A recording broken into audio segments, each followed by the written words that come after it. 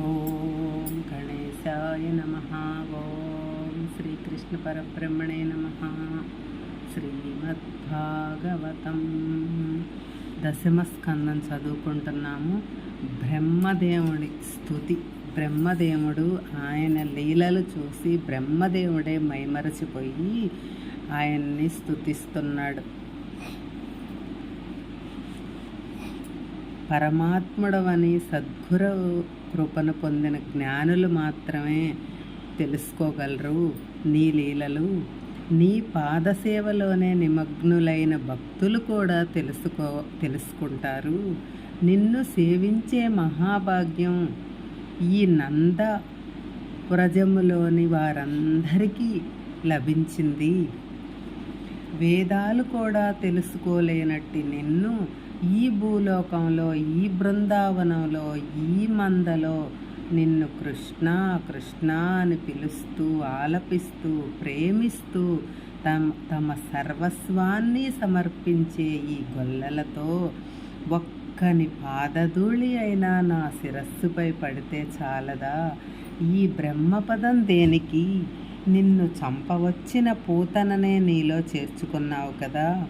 మరి ఈ వేపల్లెలోని వారు తమ యొక్క మనస్సు, ధనము, దేహము సర్వము నీ సేవకే అంకితం చేశారు కనుక ఎలాంటి ఫలము పొందుతారో తెలుసుకోవాలని ఉంది.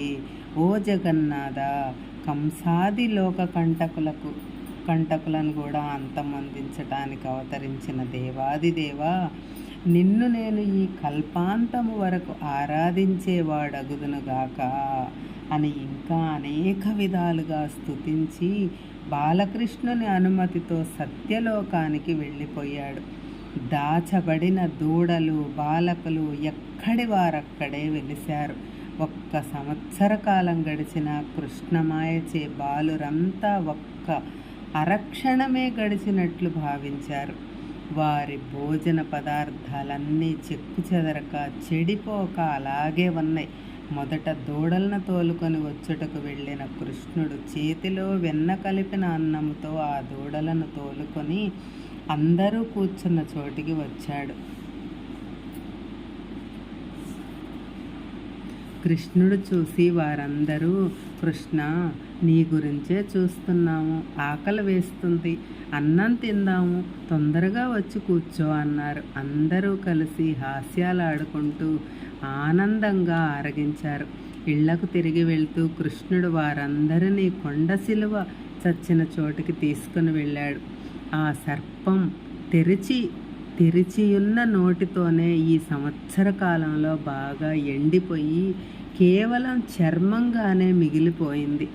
ఇళ్లకు వెళ్ళి అజగర సర్పాన్ని కృష్ణుడు ఆ వేళనే చంపినట్టు పిల్లలంతా పెద్దలతో వర్ణించి చెప్పారు.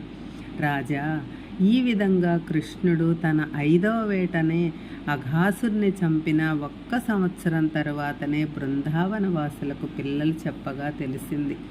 ఈ సంవత్సరంలో గోవులకు, గోపెమ్మలకు తమ బిడ్డలపై అపరిమితమైన ప్రేమ కలగటానికి కారణమేమిటని పరీక్షిత్ అడిగిన ప్రశ్నకు శ్రీశుకుడు ఇలా చెప్పాడు. రాజా, ఈ సంవత్సర కాలంలో తమ బిడ్డల రూపంలో సంచరించింది సాక్షాత్తు ఆ కృష్ణ పరమాత్మయే కదా. అందుచేతనే ఆ తండ్రుల యొక్క జీవాత్మ పరమాత్మ సన్నిధిలో స్పందించి ఆకర్షితమైంది. ఆత్మనే ప్రేమిస్తుంది కానీ శరీరాలను ప్రేమించదు కదా అని సుఖయోగీంద్రుడు పరీక్షిత్తుకు చెప్పాడు. వన విహారము. బలరామకృష్ణులకు కౌమారము 5 సంవత్సరాలు దాటి పౌగండం అంటే 6 నుంచి 10 సంవత్సరాల స్థితి వచ్చింది. వాళ్ళిప్పుడు దూడలను కాయటం మానివేసి గోవులనే కాస్తున్నారు. అడవుల్లోనికి కూడా వెళ్తున్నారు. బృందావనం అతి మనోహరమైన వనము. ఒకనాడు రామకృష్ణులు గోపబాలురతో కూడా వనములో ప్రవేశించారు. అది ఎర్రని చిగుళ్లతో, పుష్పాలతో, ఫలాలతో, తుమ్మెదలతో, పక్షులతో, వేళ్లతో అతి రమ్యంగా ఉంది. శ్రీకృష్ణుడు సంకర్షణుడై అన్నతో ఇలా అన్నాడు. అన్నా, దేవతలచే ఆరాధింపబడే నీ పాదాలకు ఫలపుష్పాలతో నిండి ఉన్న ఈ వృక్షాలు తలలు వంచి మొక్కుతున్నయి. తుమ్మెదలు నీ కీర్తిని గానం చేస్తున్నవి. నెమళ్ళు నిన్ను చూసి మేఘాలు వచ్చినంత ఆనందంతో నృత్యం చేస్తున్నాయి. కోకిలలు ఆహ్వాన గీతాలు ఆలపిస్తున్నాయి. నీ పాదాలు సోకి ఈ భూమి పవిత్రమైంది. నీ కృపాదృష్టిచే ఇక్కడ నదులు పర్వతాలు పవిత్రమైనవి అని ఈ విధంగా ఆ దేవుడు అనంతుని స్తుతించాడు. శ్రీకృష్ణుడు అత్యంత ఆనందాన్ని చిందిస్తూ అడవి అంతా తన క్రీడారంగముగా సంచరించేవాడు. మురళీగానముతో వనమంతా మారుమ్రోగించేవాడు. తుమ్మెదలు హంసలు కోకిలలు చేసే స్వరాలను అనుకరించేవాడు. జంతువులు అరుస్తుంటే తాను కూడా వాటిలాగే అరిచేవాడు. బలరాముడు అలసిపోయి విశ్రాంతి తీసుకుంటే తాను అతని పాదాలు ఒత్తేవాడు. తాను ఒక గోపబాలుని తొడపై తలపెట్టుకొని విశ్రమిస్తే తక్కిన పిల్లలు ఉపచారాలు చేసేవారు. గోపాలకృష్ణుడు గోవులను ఇలా పిలిచేవాడు.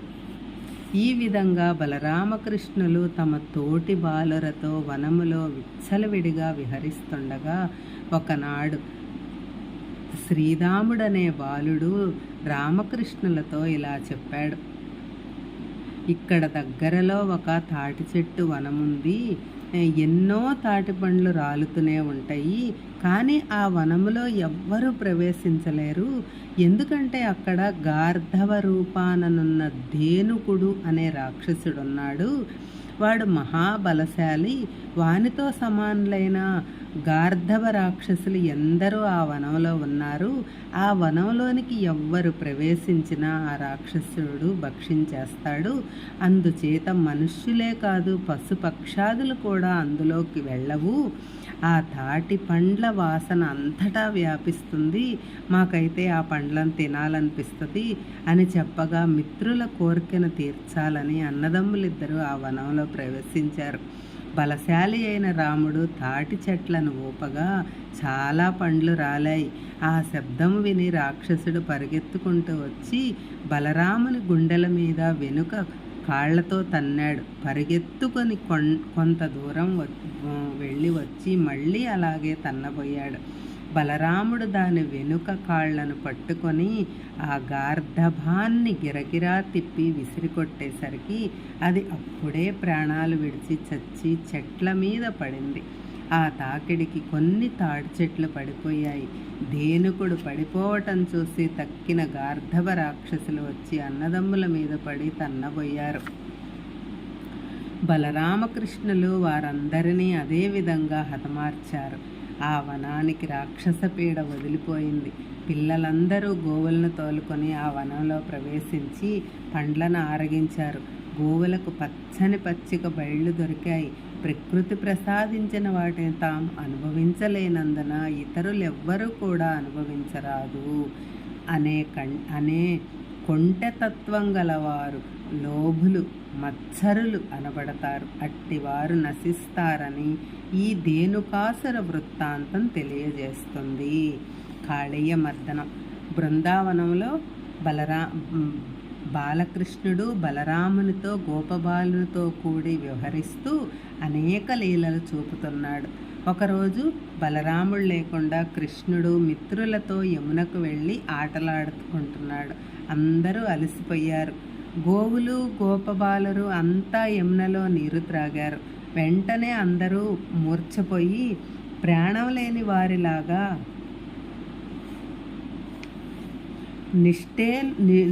నిశ్చేష్టులై పడిపోయారు. ఆ కాళింది మడుగులోని నీరు విషంతో కలుషితం అయినట్లు తెలుసుకున్న స్వామి ప్రాణ సంకటంతో పడి ఉన్న గోవులను బాలురను తన అమృతమయమైన దృక్కులతో వీక్షించగా వారంతా లేచి కూర్చున్నారు. మృత్యుముఖం నుంచి తమ్ము కాపాడిన కృష్ణయ్యను వారు సంతోషంతో పొగడి ఎత్తుకున్నారు. కాళింది మడుగు విషమయం కావటానికి కారణమైన కాళీయుడనే సర్పాన్ని అక్కడి నుంచి తొలగించకపోతే ప్రజలకు పశువులకు ఎల్లప్పుడూ ప్రమాదం కలుగుతుందని గ్రహించాడు స్వామి. ఆ విషగాలులు సోకి గట్టున ఉన్న చెట్లు, పక్షులు, ఇతర జీవాలు మాడిపోతుండేవి. దీనికి నివారణోపాయం ఆలోచించాడు. ఆ మడుగు గట్టుపైన ఒక పెద్ద కదంబ వృక్షం ఉంది. ఆ చెట్టెక్కి మడుగులోకి చెంగున గెంతాడు బాలకృష్ణుడు. నీరు చెదరి మడుగులో కల్లోలం ఏర్పడింది. ఖాళీని ప్రశాంతత భగ్ధమైంది. అతడు రోషంతో బుసలు కొడుతూ విషం కక్కాడు. నీరు నూరు ధనస్సుల పైకి ఎగసిపడింది. తన స్థావరంలో చొచ్చుకొని దాడి చేసిన శత్రువును ఎదుర్కోవటానికి తన సైన్యాన్ని ఆయత్తపరిచాడు. తన శత్రువెవరో చూసి, ఈ పసిపాపడా తనపై దాడి చేశాడు అనుకుంటూ బాలకృష్ణుని శరీరాన్ని చుట్టివేసి తొడలు, పాదాలు కరవసాగాడు. ఆ సుందర సుకుమార శ్యామసుందరుడేమీ భయపడలేదు. మందహాసంతో వినోదిస్తున్నట్లు కనిపించాడు. ఒడ్డున నిల్చున్న బాలకులు తమ ప్రియమిత్రుడు, తమ ప్రాణము, దైవము, సర్వస్వము అయిన బాలకృష్ణుడు ఆ విధంగా ఘోర సర్పం పాలబడటం చూసి భరించలేక, ఏమీ చెయ్యలేక నిర్జీవులై చూస్తూ నిల్చుండిపోయారు. గోవులు, దూడలు అంబా అంటూ రోజిస్తున్నాయి. వేపల్లెలో ఉత్పాతాలు సంభవించినవి. బలరాముడు లేకుండా కృష్ణుడొక్కడే వెళ్ళాడు. ఎలాంటి ఆపదలో చిక్కుకున్నాడో అని శంకిస్తున్న తల్లులను అపశకునాలు కనిపించినవి. గ్రామంలోని ఆ గోపాల బాలమంతా చేరి కృష్ణుడు తిరిగే చోట్లన్నీ వెతుక్కుంటూ కాళింగి మడుగు వద్దకొచ్చారు. మహాసర్పంచే చుట్టబడి ఉన్నాడు మాధవుడు. బలరాముడు చూసి ఇది కూడా ఒక స్వామి లీలయ్యే అని తెలుసుకున్నవాడై చిరునవ్వుతో అంతా చూస్తున్నాడు. గోకులవాసులంతా ఆర్తులై గొల్లున ఏడ్చారు.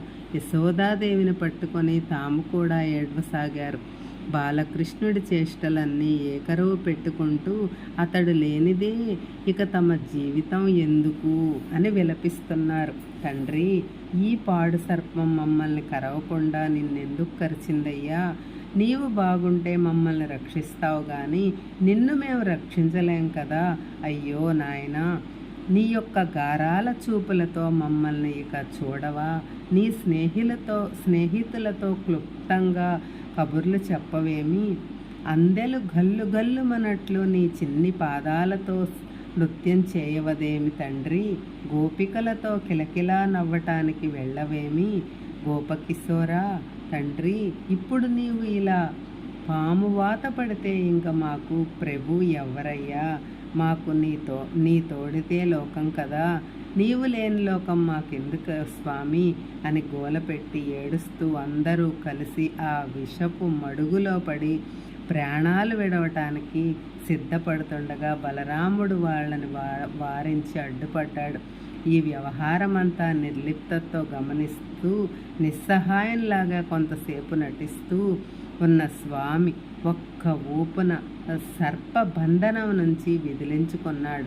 కాళీయుడు రోషముతో పడగలు పైకెత్తి విషజ్వాలలు కక్కుతూ బాలునిపై పడ్డాడు. స్వామి చెంగున ఆ పడగల పైకి లఘించి ఇటు అటు విలాసంగా నడిచాడు. నాట్యం చేయనారంభించాడు. 101 పడగలతో మణుల వలె మెరిసిపోతున్న ఆ కాళీయుని శిరస్సు ఒక విశాలమైన నాట్యవేదిక అయిపోయింది. ఆ మణిమయ రంగస్థలం మీద నృత్యం చేస్తున్న ఆ శ్రీరంగనాథుని ఎర్రని పాదాల మనోహర దృశ్యాన్ని గోకులవాసులతో సహా దేవలోకవాసులు కూడా తిలకించి తమ జన్మలు ధన్యమైనవి అని ఆనందించారు. దివ్య వాయిద్యాలు మోగినవి. పుష్పవృష్టి కురిసింది. దివ్య పురుషులు స్తుతించారు. స్వామి యొక్క పాదఘాతాలను తట్టుకొనలేని పణిరాజు విషంతో పాటు రక్తం కక్కుకున్నాడు. పడగలతో పాటు వారి శరీరమంతా శిథిలమైంది. దేవతలను కూడా హతమార్చగల విషజ్వాలను చెక్కు చెదరకుండా చెలించకుండా ఉండే ఈ బాలుడు తననే అణగదొక్కుతున్నాడే, వీడు సామాన్యుడు కాదు, సాక్షాత్తు నారాయణుడే అయ్యుంటాడు, దానికి సందేహమే లేదు అని తలపోసిన కాళీయుడు మనస్సులో శరణుజొచ్చాడు. శ్రీకృష్ణుడి తాండవ నృత్యం యొక్క తాకిడికి శిథిలమైన శరీరంతో కాళీయుడు చావు బ్రతుకుల స్థితికి వచ్చేశాడు. వాని భార్యలు తీవ్రమైన శోకంతో ఆర్తలై బిడ్డలను ముందుంచుకొని స్వామిని ఈ విధంగా స్తుతించారు. ఓ జగదీశ్వర, దుష్టులను దండించటమే నీ యొక్క అవతార కార్యం గనుక నీవు ఇతనిని దండించటం యుక్తంగానే ఉంది. నీ యొక్క దండన వాస్తవానికి అనుగ్రహమే కదా. అపరాధం చేసిన వారు నీచే దండింపబడితే వారి పాపాలన్నీ తొలగిపోతాయి స్వామి. ఈ ఫణీంద్రుడు పూర్వజన్మలో ఎలాంటి తప్పులు చేశాడో, ఎలాంటి సుకృతాలు చేశాడో, ఎలాంటి సత్యవచనాలు పలికాడో కానీ ఇదివరకెన్నడూ ఎంతటి గొప్పవానినైనా దగ్గరకు చేరనివ్వని నీవు ఈ విధంగా ఇతన్ని తలలపై నాట్యం చేసి నీ లీలా వినోదాన్ని ప్రదర్శించావు ఈశ్వర. మునుపు చాలా కాలం తపస్సు చేసి లక్ష్మీదేవిని పాదరేణువులను శిరస్సును ధరించే అధికారాన్ని పొంది ఉన్నది.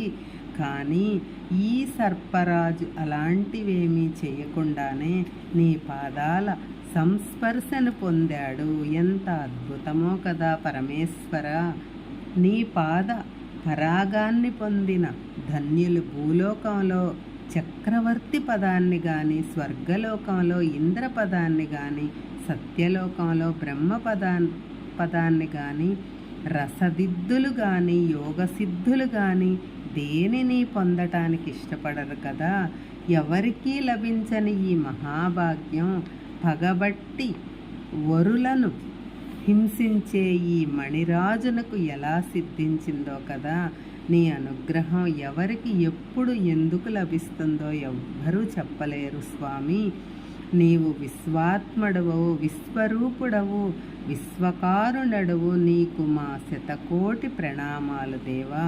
నీవు తండ్రివి కదా. బిడ్డలు చేసే అపరాధాలను మన్నించే జగత్పితవు. మా భర్త చేసిన తప్పులను క్షమించి అతనికి ప్రాణభిక్ష, మాకు పతిభిక్ష ప్రసాదించమని ప్రార్థిస్తున్నాము. ఇక నుంచి నీ ఆజ్ఞ ప్రకారమే నడుచుకుంటాం ప్రభు అని నాగపత్నులు దీనంగా వేడుకొనగా స్వామి కరుణించి కాళీయుడిని విడిచిపెట్టాడు. కాళీయుడు కోలుకున్నాడు. వాని శక్తితో పాటు అహంకారం కూడా క్షీణించిపోయింది. వినమ్రుడై దీనుడై ఇలా విన్నవించుకున్నాడు.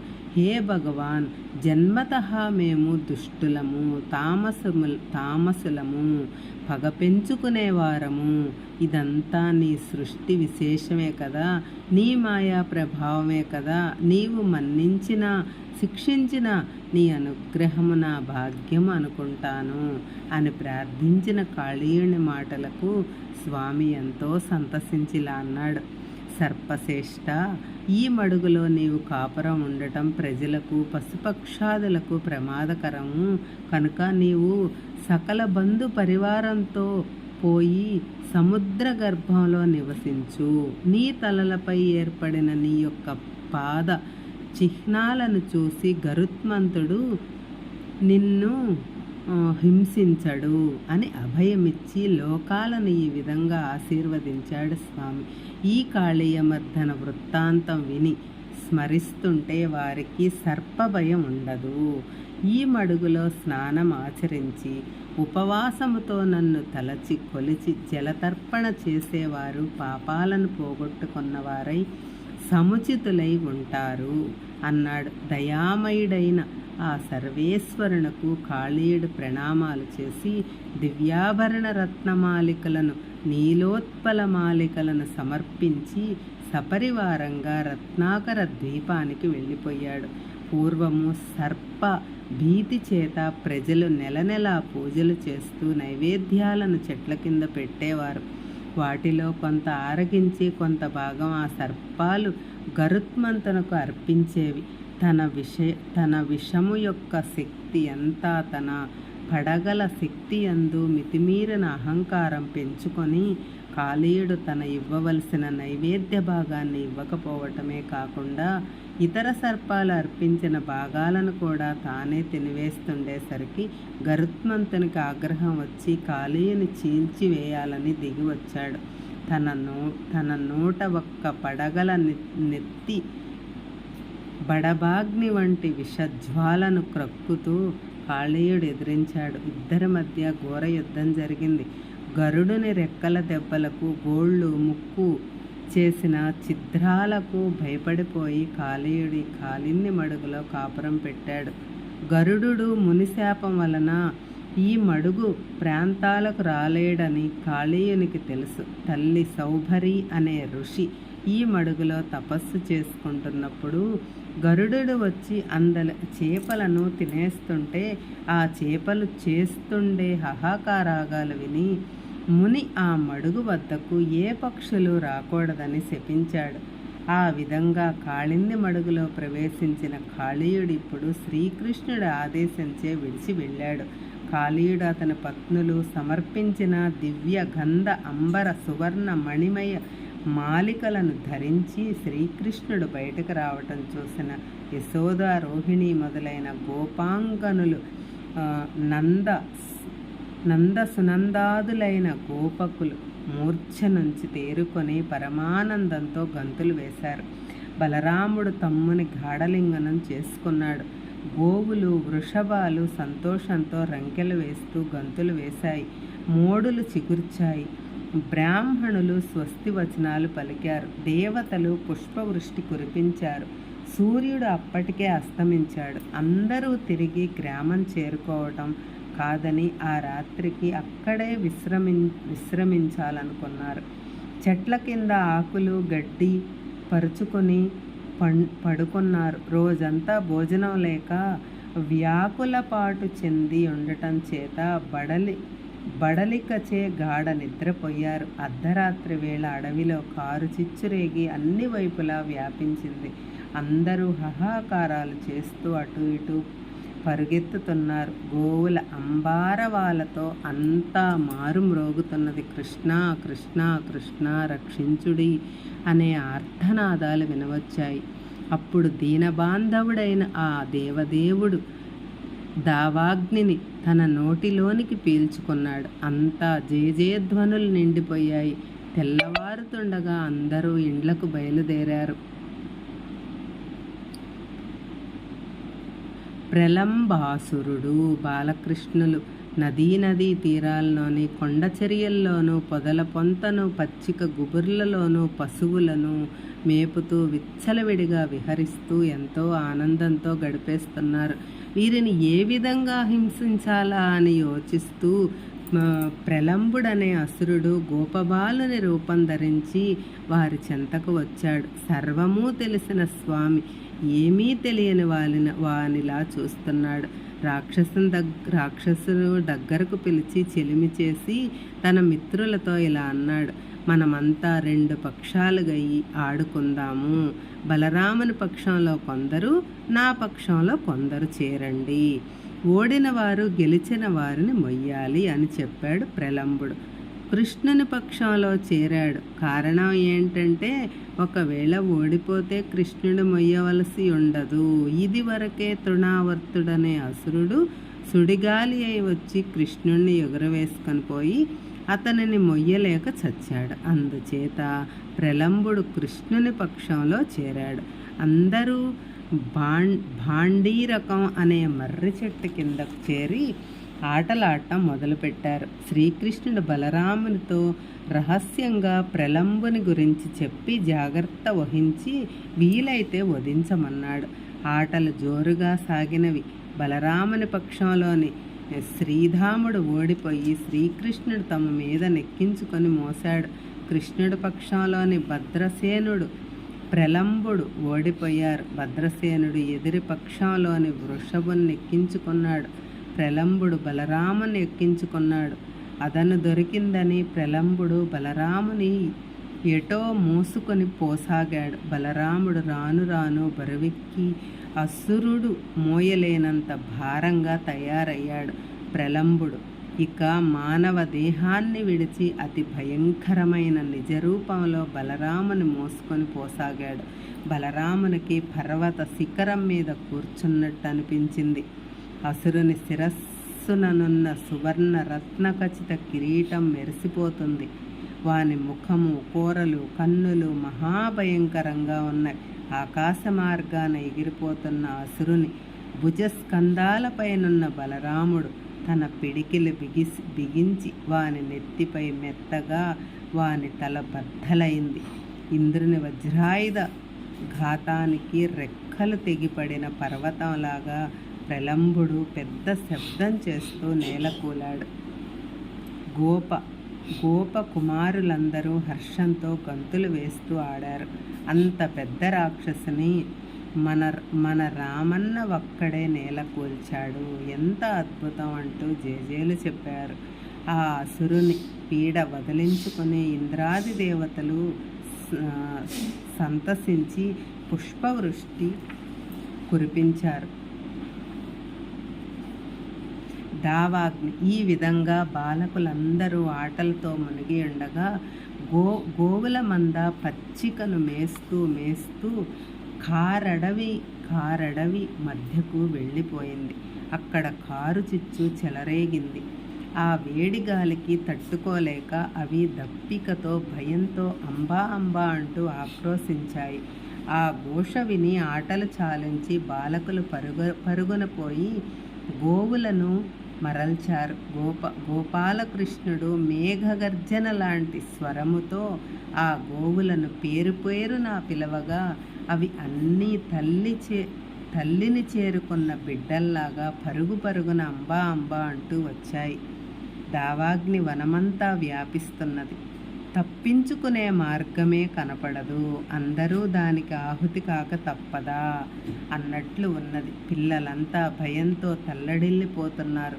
శ్రీకృష్ణుడికి ప్రణామాలు చేస్తూ ఇలా అన్నారు.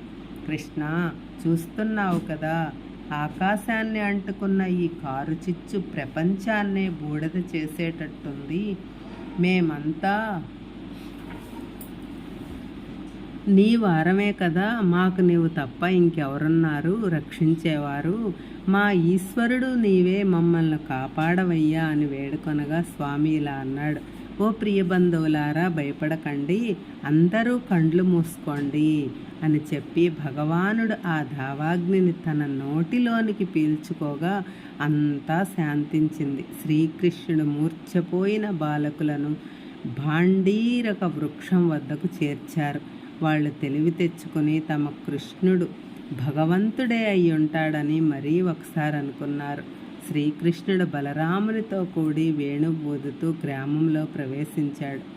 బాలకృష్ణుడు తమ వద్ద లేని సమయము గోపికలకు ఒక విషయము శతయుగాలుగా అనిపించేవి.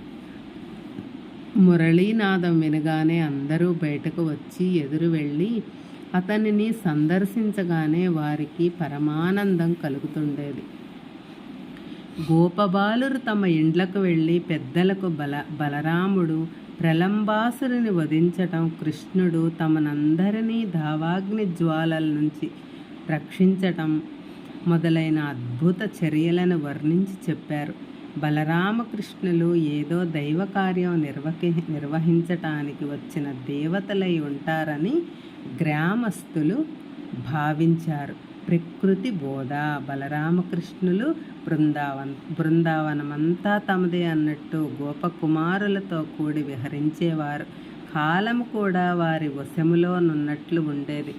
మండు వేసవిలో సూర్యుడు బృందావనంలో తమ ప్రతాపాన్ని చూపేవాడు కాదు.